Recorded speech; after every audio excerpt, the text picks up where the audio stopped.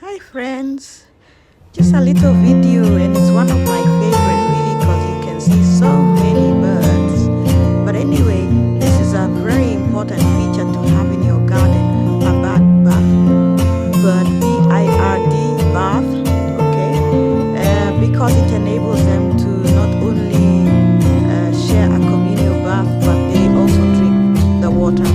And basically you have to keep cleaning it, remove all the leaves that may have fallen from the trees above and any other debris that you might find in there, and quite often. And also you have to look at temperatures as well. If it's too hot, then the water becomes muggy and it becomes dirty and somewhat uncomfortable for them. So you change it, and that should be early morning